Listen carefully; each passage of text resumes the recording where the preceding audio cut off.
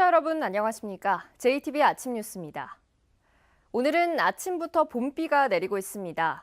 강수량은 부안이 35mm로 가장 많고 전주가 31, 익산 29.6mm 등입니다. 비는 낮 동안 잠시 그쳤다 밤사이 다시 일부 지역에 빗방울이 떨어지겠고 예상 강수량은 5에서 20mm입니다. 비로 인해 한낮 기온은 어제보다 4도가량 떨어지면서 21도 안팎에 머물겠습니다. 미세먼지 농도는 오전에 나쁨 수준을 보이다 오후부터 보통 수준을 회복하겠습니다.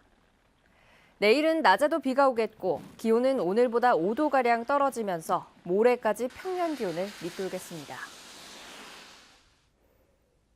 민주당 당원 명부 유출 의혹은 전북만의 일은 아닙니다. 광주에서는 시장 후보 경선을 앞두고 당원 명부 유출 의혹이 불거져 민주당사에 대한 압수수색까지 실시됐는데요. 허술한 관리 시스템이 한몫을 했습니다. 이승환 기자의 보도입니다. 민주당 김제 도의원 경선에 참여했던 최정희 씨는 본인 선거구에서도 당원 명부가 유출됐다고 확신하고 있습니다. 다른 이도 아닌 경쟁 후보가 자신의 딸과 타지에 사는 지인들에게까지 선거 문자를 보냈기 때문입니다. 이런 일들이 군산에도 있다고 그러고 들리는 소문에 이러다 보니까 계속 김제 부안만 일은 아닐 것이다. 민주당 당원 명부 유출 의혹은 전라북도만의 일이 아닙니다. 광주시장 경선에서 비슷한 상황이 벌어져 후보자 간의 고소고발이 이어졌고 민주당 광주시당은 압수수색까지 받았습니다. 또 불법에 의해서 취득한 명부를 사용했거나 이런 것은 분명히 당의 근간을 흔드는 불법 행위이고 범죄 행위라고 생각합니다. 검찰 수사가 진행 중인 가운데 광주시당은 당시 조직국장이 당원 명부를 USB에 담아서 당사 밖에서 사용한 정황을 확인하고 결국 제명 처분을 했습니다. 부안에서 후보자에게 USB를 건넨 사람도 3월 초까지 전북 도당에 당원 명부를 관장했던 전 조직실장으로 지목된 상황. 민주당 중앙당은 연말에 당원 명부를 정리하거나 당원 대상 홍보 등에 필요할 경우에는 당원 명부를 주로 이메일로 시 도당에 내려보내고 선거를 앞두고 경선 등 관련 사무 준비에 필요할 때는 담당자가 중앙당을 방문해 직접 수령하도록 하고 있습니다. 이 경우 사무총장 결재하에 명부가 나가고 유출 시에는 민영사상 책임을 진다는 서약서까지 쓰도록 하지만 담당자들이 마음만 먹으면 외부 유출을 막을 방법은 없습니다. 그런 건 없다고 봐야죠, 현재. 이미 내려갔는데, 이미 수중에 들어갔는데 그걸 무슨 시스템적으로 뭘 어떻게 그것을 보안 장치를 하겠습니까? 민주당은 당원 명부 유출 문제가 당직자의 개인적인 일탈이거나 선거철마다 떠도는 단순한 유권자의 명단일 것이라며 애써 그 의미를 폄하하고 있습니다. 광주와 전북에서 다른 사람도 아닌 간부 당직자들이 직접 연루된 정황이 잇따라 드러나면서 경선의 공정성에 대한 의심이 갈수록 확산되고 있습니다. 어쩌면 당원 명부와 담당자에 대한 민주당의 느긋한 생각과 관리 방식이 스스로 불신을 자초한 건 아닌지 되돌아볼 일입니다. JTBC 뉴스 이승환입니다. 민주당의 김제 시장과 정읍 시장 최종 경선 후보가 압축됐습니다. 김제 시장 1차 경선은 5명의 후보 가운데 박준배 후보가 41.07%로 1위, 정호영 후보가 40.60%로 2위를 차지해서 두 사람이 최종 경선에 진출했습니다. 정읍시장 후보 가운데는 이학수 후보 31.5%, 김석철 후보 22.51%, 유진섭 후보 19.57%를 얻어 세 사람이 결선을 치릅니다. 두 지역은 내일과 모레 최종 경선이 진행되며 정읍에서는 1차 경선에서 탈락한 김영재, 우천규 후보가 유진섭 후보를 지지해서 변수가 될 전망입니다. 민주평화당 도지사 후보로 임정엽 전 완주군수가 결정됐습니다. 임정엽 전 군수는 민주평화당 도지사 후보로 추대됨에 따라 내일 도의회에서 출마 기자회견을 갖고 공식적인 활동에 돌입할 예정입니다. 임 전 군수의 출마에 따라 도지사 선거는 민주당 송하진, 평화당 임정엽, 정의당 권태홍, 민중당 이광석 후보의 4자 구도로 치러지게 됐습니다. 대한방직 전주공장 부지의 143층 타워를 중심으로 한 복합개발 계획이 발표됐는데요. 전주시장 후보들의 생각은 엇갈렸습니다. 각 후보들의 개발 원칙과 복합 개발 계획에 대한 입장을 들어봤습니다. 김진형 기자입니다. 더불어민주당 김승수 후보는 대안방지 부지 개발에 대해서 일자리 유지, 환경, 교통, 투명성 등의 기준을 제시하며 공론화위원회에서 결정하겠다는 입장을 밝혔습니다. 자광의 복합 개발 계획에 대해서는 교통과 환경에 부담을 줄 수 있다며 우려를 나타냈습니다. 지금 자광 측에서 제시한 이 안이 교통 문제, 환경 문제에 큰 부담을 주지 않고 개발될 수 있는가, 이거에 대해서는 굉장히 우려를 가지고 있습니다.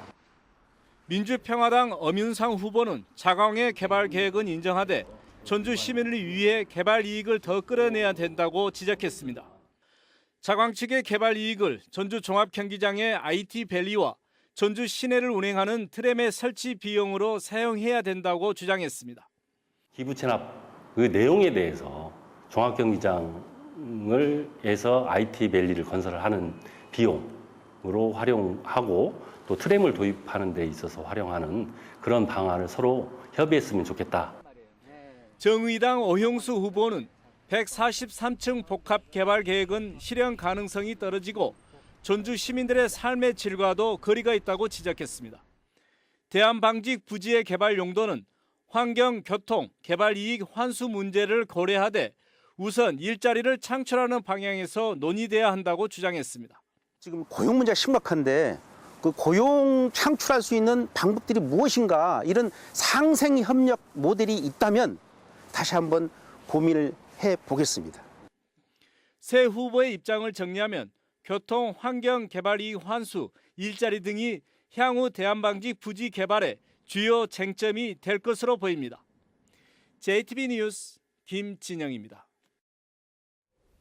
경찰이 미투 가해자로 지목된 전주대 박병도 교수를 최근 기소 의견으로 검찰에 넘겼는데요. 수사는 속도를 내고 있지만 전주대 측은 처벌 수위도 정하지 못하고 있습니다. 피해자들과 학생들이 요구했던 파면 조치 또한 법적 다툼이 끝날 때까지 기다리겠다는 입장입니다. 오정현 기자입니다. 미투 가해자로 지목된 전주대 박병도 교수에게 적용된 혐의는 강제추행입니다. 경찰은 신체를 만졌다, 강제로 입을 맞추려 했다는 피해자들의 진술이 구체적이고 일관돼 신빙성이 있다고 판단했습니다. 피해자 진술만 있는 게 아니고요. 다른 참고인 피해 직후에 그런 얘기를 들었다든지 정황들이 있기 때문에. 하지만 박 씨는 교수라는 직함만 뗀 채 여전히 교원으로 이름을 올리고 있습니다. 다른 교수 A 씨도 마찬가지입니다. 제자 강제추행 등의 혐의로 지난해 12월 법정 구속됐지만 연구실은 여전히 A 씨의 명패가 걸려 있습니다. 사건이 있었던 걸로 알고 있어서. 두 교수는 직위 해제 상태이기 때문에 일정 수준의 급여도 받고 있습니다. 확정은 아니다. 상고를 했기 때문에 늦어지긴 했지만 확실하게 가자. 확정 판결 뒤에 그렇게 일단은 방향을 잡았거든요. 반면 진상규명과 가해자 처벌에 신속하게 나선 학교도 있습니다. 이화여대는 미투 사건의 당사자로 지목된 교수에 대해서 자체 조사를 벌여 파면을 추진하고 있고, 서울시립대는 가해자로 지목된 교수를 진상조사 닷새 만에 계약 해지 조치했습니다.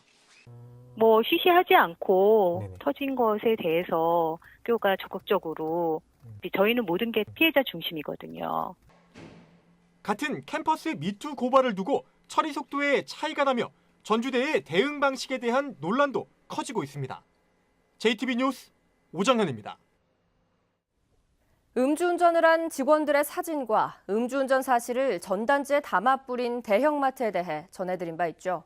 이 마트의 SNS 단체 대화방을 입수해봤더니 사장의 욕설과 폭언, 협박 같은 갑질이 심각한 것으로 드러났습니다. 정원익 기자입니다. 한 대형 식자재 마트 사장과 관리자, 직원 등 7, 80명이 단체로 모인 SNS 대화방입니다. 흡연장에 누군가 담배꽁초를 아무데나 버렸다며 마트 사장이 온갖 욕설을 퍼붓습니다. 당장 치우지 않으면 피를 볼 것이다. 팔에 담뱃불을 지져도 시원찮을 것이다 등 막말도 서슴지 않습니다. 몽둥이는 부러진다며 직원에게 쇠파이프를 준비하도록 시키기도 합니다. 모든 직원들이 보는 그런 단체 카톡방에다가 그렇게 욕을 하고 조금 인격적으로 많이 모독을 한다고 보면 되죠. 일을 제대로 못한다며 또 이럴 경우 50만 원 감봉인데다 그 다음에는 월차가 없을 줄 알고 매가 약이고 처벌은 퇴사처리라는 협박성 발언도 적지 않습니다. 대화방에 나이든 직원과 여직원들이 있는데도 성적 발언 역시 아무렇지 않게 내뱉습니다. 다른 관리자들도 숱하게 갑질을 해왔다는 주장까지 나왔습니다. 나이 어린 사람이 나이 먹은 사람한테 욕도 많이 하고 간부들이. 그러니까 나이 많으신 분들은 힘들어서 많이들 그만두시죠. 음주운전을 할 직원들의 얼굴 사진을 홍보 전단지에 넣어 뿌리면서 경찰 조사를 받고 있는 대형마트. 갑질도 심각한 수준으로 드러나면서 논란이 커지고 있습니다. JTB 뉴스 정원익입니다. 한 남성이 분리수거함에 쓰레기를 버리고 도망갔는데요. 알고 보니 쓰레기 분리수거함을 정리하는 업체 직원이 벌인 일이었습니다. 어떻게 된 일인지 주혜인 기자가 취재했습니다. 쓰레기를 가득 실은 화물차가 길가에 멈춰섭니다. 차에서 내린 한 남성. 양손 가득 쓰레기 봉투를 꺼내 들곤 헐레벌떡 뛰어가 분리수거함 앞에 내려놓습니다. 차량이 떠난 자리엔 쓰레기 봉투 4개만이 남았습니다. 폐비닐, 검정비닐, 흰비닐 모아가지고 나머지 봉지 3개는 그냥 일반 쓰레기. 쓰레기가 많아진 건 이번이 처음은 아닙니다. 한 달 전부터 계속 쓰레기가 많아졌어요. 근데 유달리 많아져 갖고 CCTV를 검사를 했는데 그런 상황이 벌어진 겁니다. 알고 보니 인근 아파트의 분리수거함을 정리하는 업체 직원이 저지른 일이었습니다. 분리수거가 되지 않은 쓰레기를 분리하는 것이 이 직원의 업무지만 뒤섞인 쓰레기를 일일이 분리하기 힘들자 다른 집 앞에 그대로 버리고 간 겁니다. 다 섞어가지고 버리니까 그러다 보니까 시간이 오래 걸릴 거 아니에요. 그래서 그냥 봉투에다 담아갖고 버린 거죠. 그러면 빠르니까 일이. 전주시는 CCTV를 통해 밝혀진 해당 업체 직원을 불러 쓰레기를 버린 경위를 조사할 계획입니다. JTB 뉴스 주혜인입니다. 부안에서 나폴레옹이 직접 썼던 모자가 전시됩니다. 남원 시립국악단이 주말 야간 공연으로 새로운 창극을 선보입니다. 권대성 기자입니다. 부안군이 세계 스카우트 잼버리 유치를 기념해 나폴레옹이 200년 전 착용한 모자인 이강모를 오는 31일까지 무료로 전시합니다. 부안 금융조합에서 선보이는 이강모는 김홍국 하림그룹 회장이 지난 2014년 모나코 왕실로부터 약 26억 원에 낙찰받았습니다.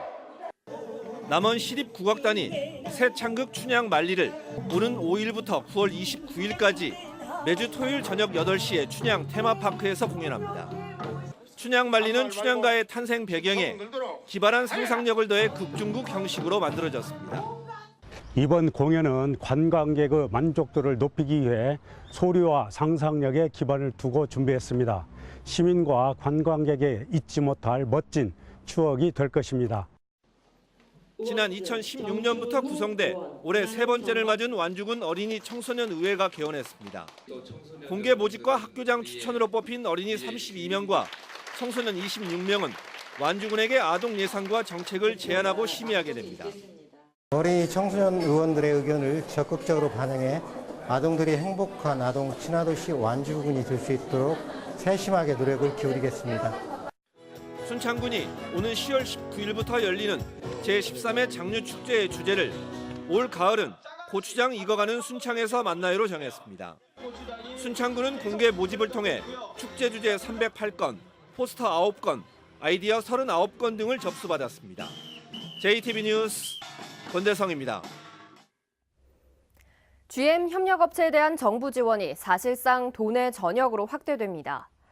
국회 이춘석 의원은 김영주 고용노동부 장관과 협의한 결과 고용위기지역으로 지정된 군산 이외에도 익산과 김제, 정읍, 완주 지역 GM 관련 업체까지 군산과 같은 지원을 하기로 했다고 밝혔습니다. 이에 따라 도내 모든 협력업체들은 직업훈련 생계비와 생활안정자금, 그리고 직업훈련 프로그램 등을 지원받을 수 있게 됐습니다.